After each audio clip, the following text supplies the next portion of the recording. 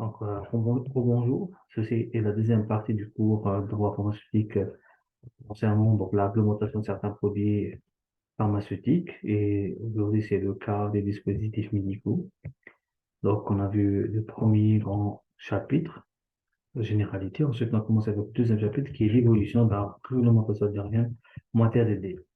Et ce volet-là, donc, il est pris en charge par deux tutelle. La première partie, c'était le ministère de la Santé depuis 85 jusqu'à 2018. Et la deuxième partie, c'est ministère de l'Industrie pharmaceutique. Donc, dans le ministère de la Santé, on a vu la loi 85-05. Ensuite, la création de CNPM, matériaux-vigilance, pharmacovigilance 98. Ensuite, la loi 2008. Maintenant, la loi 2018, donc 2 juillet 2018, la loi 1811, toujours relative à la santé.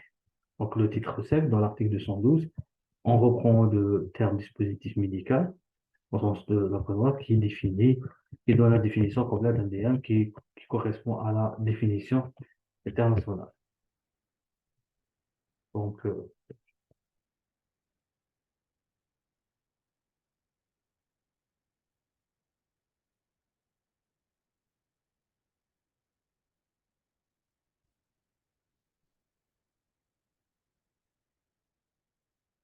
voilà. L'article 213 sont également considérés comme des dispositifs médicaux. Les DMD, très importants, donc ce qu'on appelle communément les réactifs, donc tout ce qui est dispositif médical utilisé pour le diagnostic in vitro. Là, on parle de boîte pétrie, on parle des réactifs, des cassettes, polycircuits fermés, polycircuits ouverts, etc. Et cette loi, dans le chapitre 5, on a repris l'enregistrement, l'homologation de produits pharmaceutiques et des dispositifs médicaux. Donc, on a changé un peu les intitulés, mais le contenu, c'est comme les lois précédentes. Alors, on passe à la deuxième tutelle. Donc là, c'est le ministère de l'Industrie pharmaceutique qui prend le relais depuis le 22 novembre 2020, juste après la création de ce ministère, qui s'occupe de tout ce qui est produits pharmaceutiques et des dispositifs médicaux. Et là, nous avons un décret donc, exécutif numéro 2324 du 22 novembre 2020, qui est relatif aux modalités d'homologation des dispositifs médicaux. Carrément, donc un décret pour les DM. Et là, dans le chapitre 2, on explique ces modalités. Dans l'article 19, on a la section une demande d'homologation. La demande est déposée auprès de l'AFPP, qui doit être accompagnée d'un dossier qui est composé donc de 3 plaies administratifs sur le DM et le demandeur, technique, la conception du dispositif jusqu'au produit fini, et scientifique et données cliniques, le cas échéant. La composition de ce dossier est fixée par un arrêté ministériel chargé de, donc, cet arrêté chargé donc, du ministre chargé de l'industrie pharmaceutique. Et là, nous avons l'arrêté de mai 2021 qui fixe la composition de ce dossier d'homologation et le comme renouvellement de la décision d'homologation. Alors, donc, cet arrêté donc, de mai 2021, ça explique un petit peu la composition de ce dossier. Alors, en fait, on a plusieurs paramètres. Donc, le dossier est composé par voilà, le plaies, disons, administratif. Donc, il explique un petit peu le nom, la raison sociale du demandeur. On met la dénomination du commercial de DM, la désignation du dispositif médicaux, donc l'équivalent de la DCI et le nom déposé pour les médicaments. Et voilà, nous avons pas mal de pièces qui sont indispensables. Donc, il y a la description du dispositif, donc le mode de fabrication des DM, les indications thérapeutiques, la classification, etc. Là, les conditions, la durée de conservation, c'est très important. Nous avons aussi la description des méthodes de contrôle utilisées par le fabricant, résultat des essais pharmaceutiques, donc cliniques et cliniques. Et là, nous avons, par exemple, il faut fournir le certificat de libre-vente, le fameux CLV. Aussi, donc, il faut fournir donc, l'autorisation de mise sur le marché dans le pays d'origine, c'est-à-dire là, on ne peut pas commercialiser un produit, on importe un produit qui n'est pas commercialisé dans son pays d'origine. Et le certificat du produit pharmaceutique. Également, donc, on doit fournir des BPF, les bonnes pratiques de fabrication, les fameux GMP, et la désignation des dispositif médical en tant que, donc dans le dossier, un DM contenant un médicament, un DM implantable actif, un DM de DMVID et un DM sur mesure. Voilà, l'arrêté explique tout, donc comment le dossier est composé, c'est très important pour les futurs pharmaciens donc les docteurs en pharmacie qui sont dans l'homologation, donc tout ce qui est réglementaire, de connaître cet arrêté-là, qui à mon sens est complet.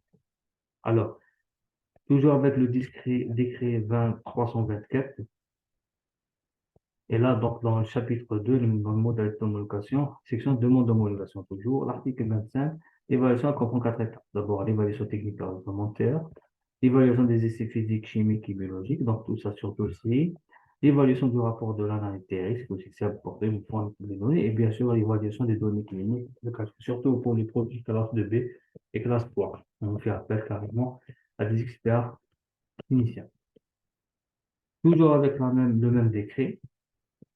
Bon. La section donc, décision d'homologation des DM. Alors, ce qu'il faut retenir, il y a pas mal d'articles, mais ces deux-là sont très importants. D'abord, la décision d'homologation, elle a une durée de 5 ans, à compter de la date de la signature. Et cette décision, donc il faut passer par la commission d'homologation à la après l'évaluation, donc première évaluation technique ou administrative, et passage par la commission d'homologation. Après validation, donc après avoir un avis favorable, ils obtiennent une décision donc d'une durée de 5 années qui va leur permettre de les commercialiser, donc ils peuvent participer aux appels d'offres, etc. Et dans l'article 35, cette décision elle est renouvelable sur demande, bien sûr, du tenteur ou exploitant, après avis donc favorable de la commission, et cette demande est accompagnée d'un dossier qui doit être présenté au plus tard 90 jours avant l'expiration de la décision. C'est-à-dire après la quatrième année, dès la rentrée de quatrième année, ils peuvent déposer une demande de renouvellement. Alors, c'est quoi la commission d'homologation? Aussi, la commission d'homologation, il y a des arrêtés, le décret, plus des arrêtés qui expliquent, qui décortiquent le fonctionnement des membres experts. Alors, il y a le décret d'abord 324 relatif aux modalités d'homologation. Ensuite, vous avez l'arrêté du 27 décembre 2020 qui porte sur la désignation du président de la commission ainsi que les membres. Ensuite, vous avez l'arrêté de mai 2021 donc qui correspond donc, par la désignation du président et de la commission des dispositifs médicaux. Puis vous avez l'arrêté donc, du 27 décembre 2020 qui porte les missions, composition, organisation, fonctionnement du comité d'expertise très important pour les périodes 2, P et 3.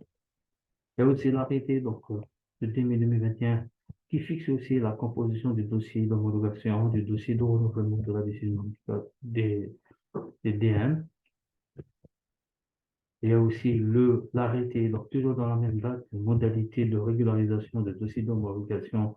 Nous avons donc aussi la variante régularisation donc pour les dossiers antécédents. Et vous avez remarqué, donc, pour cette période, pour la même date, il y a tout un arsenal de textes réglementaires qui régit cette homologie. Et le 30 décembre 2021, un décret exécutif, donc numéro 21-551. Donc, ça travaille en 2021, le ministère de l'Industrie pharmaceutique a fait prendre pas mal de textes qui expliquent un petit peu le fonctionnement, qui laisse pas de, comment dire, le doute ou le flou dans la gestion de ces produits. Et donc, dans ce décret, donc, il y a l'article 2 qui nous intéresse aussi, il faut connaître ça. Il y a des frais quand on dépose un dossier pour l'homologation. Quand c'est une demande de modification de décision, c'est 150 000 dinars. Quand c'est un renouvellement, c'est 300 000 dinars. Quand c'est une demande de transfert de décision d'homologation entre établissements pharmaceutiques, ça sera 100 000 dinars. Voilà, donc c'était ça un peu l'évolution du point de vue réglementaire. Quand même si on a l'impression d'avoir une quantité importante de textes, et quand même, il reste des choses à améliorer quant au choix des DM, quant à l'acquisition par le pharmacien hospitalier, c'est-à-dire par l'utilisateur, oui, ou parfois on est confronté à la polémique rapport qualité-prix. Parfois, peut-être pour certains DM peut se permettre d'avoir des dispositifs médicaux SGL au courant, disons, pas de très bonne qualité avec un très bon prix, mais pour tout ce qui est implantable, on ne peut pas, par exemple, privilégier le prix sur la qualité. Donc là aussi, à mon avis, il faut que on devrait faire des efforts pour faire prendre de nouveaux textes, pour faciliter un petit peu la tâche et pour le praticien, surtout pour le pharmacien. Alors, troisième chapitre, ce sera la matériaux-vigilance. Tout à fait normal quand on parle d'EDM et de réglementation d'EDM. On est obligé de parler de matériaux-vigilance par analogie à la pharmacovigilance qui est donc la surveillance des effets indésirables, surveiller l'utilisation de médicaments. Par contre, pour le matériaux-vigilance, donc ça concerne ce qu'on appelle par analogie, on ne parle pas d'effets secondaires, mais on parle d'incidents ou risques d'incidents qui sont dus à un mésusage ou à l'utilisation d'un dispositif médical.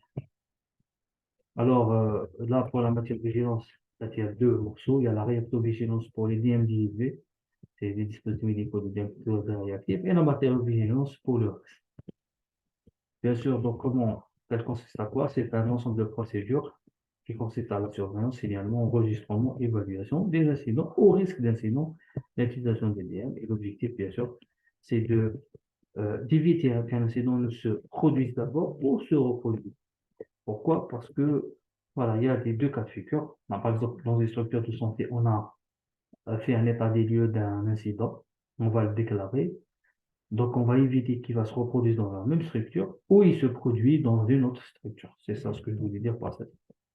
Alors, deux questions qui s'imposent. Qui doit signaler et comment on déclare? Alors, qui doit signaler? Vous avez les correspondants locaux de matière vigilance. Normalement, vous avez ceux qui travaillent à l'hôpital.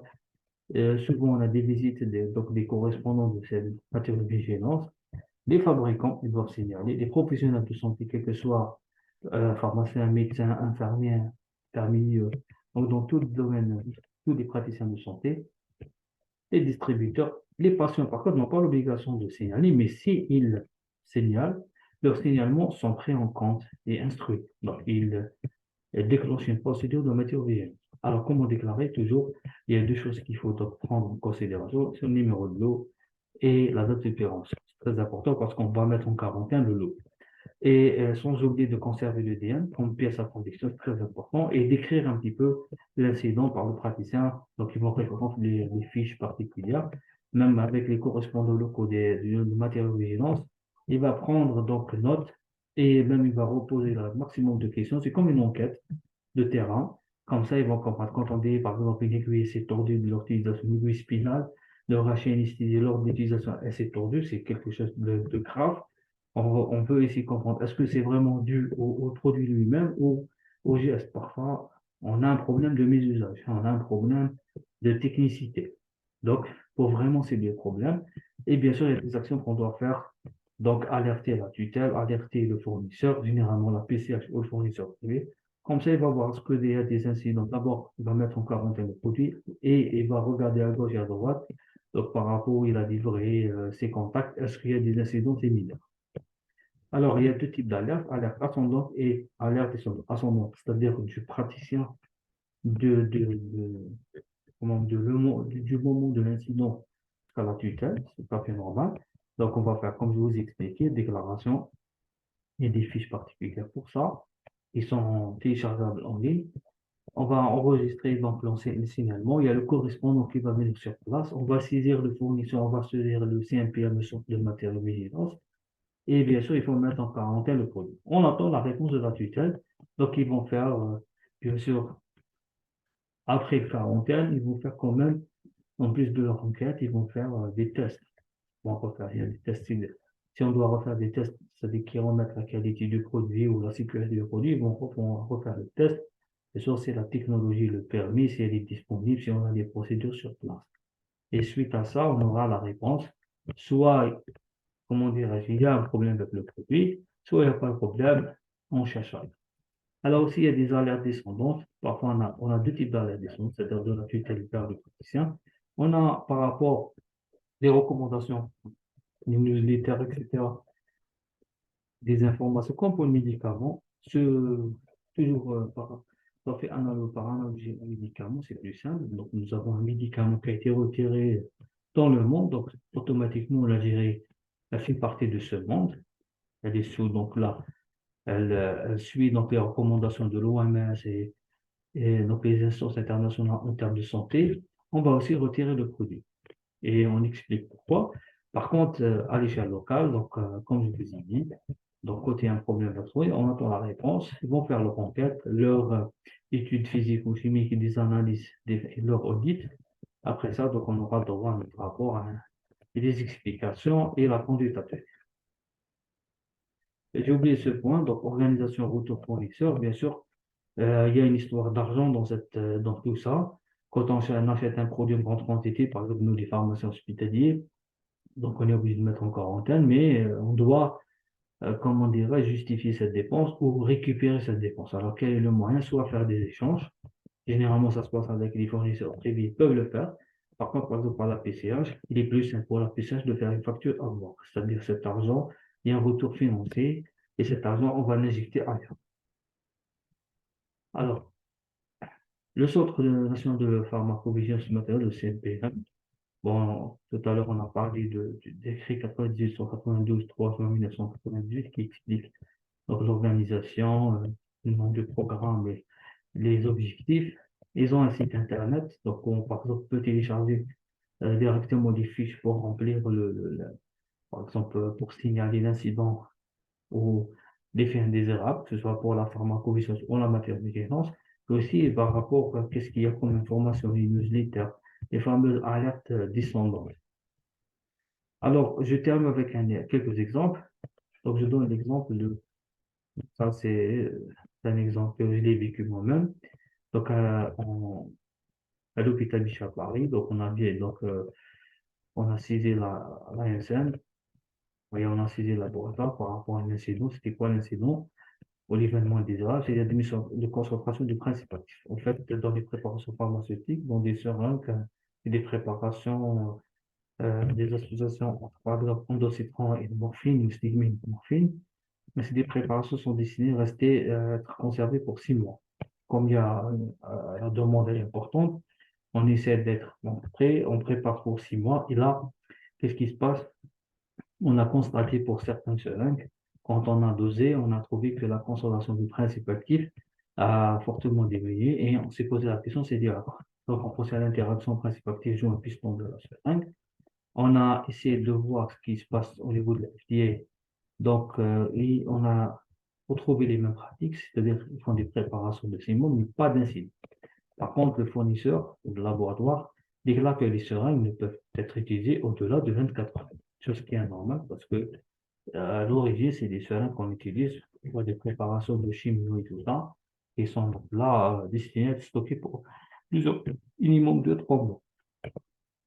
Alors, la conduite à tenir, ou les actions qui ont été mises en place, donc diffuser l'information pour les autres structures de santé, remplir les seringues pré-remplies, donc on ne peut pas s'amuser à injecter le gars d'intégration, peut-être le lot, ça peut s'en avec le lot, réduire la durée de la conservation à demande, fait plus des préparations possibles, mais plutôt de bois. Étude de stabilité, donc c'est une étude de stabilité très importante, peut-être qu'il y a un problème ici, par exemple, et le labo, de son côté, il a considéré un changement du composant du joint piston, pour aller sur un 3 ml et 5 ml, parce que ça, c'est un autre problème. Voilà, je termine avec cette caricature. Donc là, on voit bien une maman avec son fils, donc consulte un médecin et on présente donc des effets indésirables. Là, le médecin, pour certains comportements de nos collègues, donc on a dit, on ne va pas quand même déranger la communauté médicale pour une réaction aussi ridicule. Là, c'est juste pour dire que, quel que soit X, il faut signaler les faits indésirables, il faut signaler l'incident ou l'événement indésirable. Ça nous permet donc d'avoir des produits de qualité et le CNPM est toujours comme là à bras ouverts pour accueillir ces signalements. Très important pour l'homologation aussi parce que si on a des produits, quand on tombe dans le cas de la concurrence, parmi les soucis de la commission d'homologation, c'est d'homologuer des produits de qualité via la sécurité du patient. Donc tout ça, ça va contribuer à l'amélioration de la qualité parce que le fournisseur il va faire le maximum pour avoir des produits de qualité. Donc, sur le marché aérien, on aura des produits de qualité. Et tout ça, bien sûr, toujours dans le cadre d'assurer donc, la sécurité de patient. Voilà, donc je vous remercie pour votre attention. Ceci, c'est la référence bibliographique avec capture d'écran vous allez trouver toutes les réponses qui ont été utilisées, les textes pour faire ce cours.